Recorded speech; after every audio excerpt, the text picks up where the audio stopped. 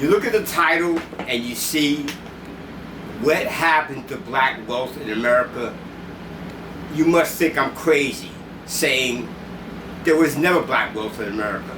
But if you stick with me through this video, I'm going to explain to you how that did happen and how the changes in America impacted the world during a certain period of time.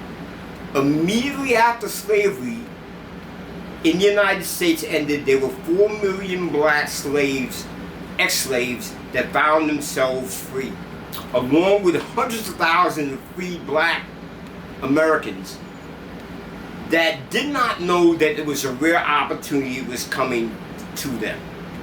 So despite all the lynching, the prejudice, the Jim Crow, the lying, the stealing from blacks through the Freedmen's Bureau, somehow, for some reason, at the end of slavery, began the greatest, I repeat, the greatest movement in the world for technology and innovation. I'm talking about the period between 1870 and 1940. Those 60 or 70 years, in my mind, were the most important 60 or 70 years in the history of man. If you took those out, what happened in those 70 years out of history, we would be living in caves. Think about it.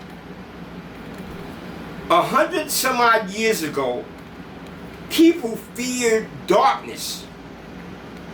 You had whale oil, you had kerosene. People didn't go out at night. People were scared. If you walk down a major street, you might not be surprised if someone with a chamber pot threw out feces out the window and hit you. The privies were outside. So through the Gilded era and the Progressive era, these are some of the changes that black Americans found themselves in. And some of them were able to take advantage of it.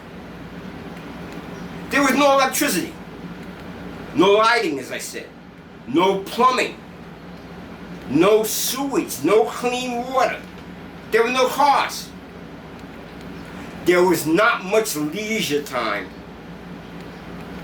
Women's life expectancies were shorter than men. The great universities opened. Hospitals, airplanes, window screens. Something as common as a window screen didn't exist then, which means that flies and other different insects would be outside, contract diseases, and bring them inside and get people sick. That all went away. The biggest thing in New York City, for example, there is said to have been over 3 million horses. Think about that. Think about the care of 3 million horses, the feeding of 3 million horses, and the waste products of 3 million horses in a city like New York. There were no skyscrapers, there were no elevators. This was a perfect storm for opportunity for anyone in America. There were plenty of jobs, plenty of opportunities for entrepreneurship. Immigrants came from all over the world to take advantage of this. So for the black person who was just freed from slavery or who had been a free black man or black woman, they found themselves in an economy which never existed before, and till today has never been as prosperous over those 70 years. Some of the skills that they had, the ex-slaves and the free people, were skills that could be used in such society. Some of the ex-slaves were brakemen, farmers, masons. They were animal care people. They were laborers, iron workers, steel workers, factory workers, blacksmiths, carpenters. All those type of skills in society that had blossomed like this were all needed. During the Reconstruction, the former slaves, as you say, after Reconstruction, the former slaves, some of them took advantage of this, and things happened to the black ex-slaves and the black free people that were one in a lifetime, except one in history. For example, Anthony Overton was a black professional that became an entrepreneur. Alonzo Herndon started the Atlanta Life Insurance Company. Lewis Latimer worked with Thomas Edison on the light bulb. Garrett Morgan created the first fire mask so firemen would be able to breathe in fires. George Washington Carver, this is all happening at the same time that black people were free. George Washington Carver was one of the greatest American inventors. He was sought after by Henry Ford and Thomas Edison. Granville Lewis and Frederick McKinney, between the two of them, they had over 100 patents. There were more patents filed by black people at that time than any other place in history. Madam C.J. Walker, alleged, was the first female self-made millionaire, although the argument could be said that Mary Ellen Pleasant beat her to that. Garrett Morgan produced the first stoplight. Alexander Miles, the way our elevators work today, was because of his effort. Annie Malone was a hair product entrepreneur along and competing against C.J. Walker. O.W. Gurley in Greenwood or Tulsa was the chief person behind the Black Wall Street in Tulsa. A lady named Anna Elias was a real estate mogul. Robert Reed Church was regarded as the first black millionaire in the South. You had Morris Garvey with the Black Star Line. You had many opportunities for people to move up because of this incredible innovation that happened during this period of time. Communities flourished. You had Harlem, you had Greenwood, you had Black Bottom, Detroit, you had Rosewood, as I mentioned. Atlanta had Sweet Auburn District, the Fillmore District in San Francisco, Beacon Hill in Boston, U Street and Reno Street in Washington, D.C., the Douglas Theater District and Penn Avenue in Baltimore, Lincoln Park, Beale Street, Memphis. There were tons of vibrant black communities that existed. And this all happened along the same time as Plessy versus Ferguson, when U.S. Supreme Court said that separate but equal is equal. These were all black communities that were forced to deal with themselves and flourished. And I don't know how to say this, but segregation was good for black people back then. Even though there was lynching, racism, and all these things occurred.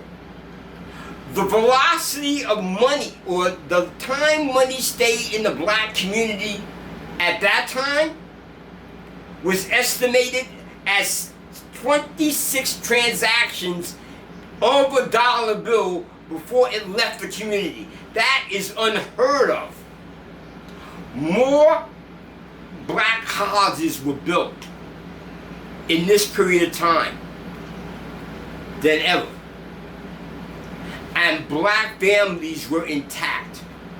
They were intact to the same scale as white families. But by the middle of 1960, it was gone. It was all gone. What happened? Well, I'm not going to go into the current condition of the black community today, because we all know that. But how did we go from all these entrepreneurs, all these famous communities, how did we go from there to where we are today? There's various theories on that.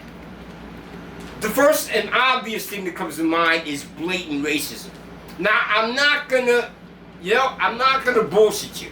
There's no question that that plays a role. But that wasn't the only thing. In the 60s,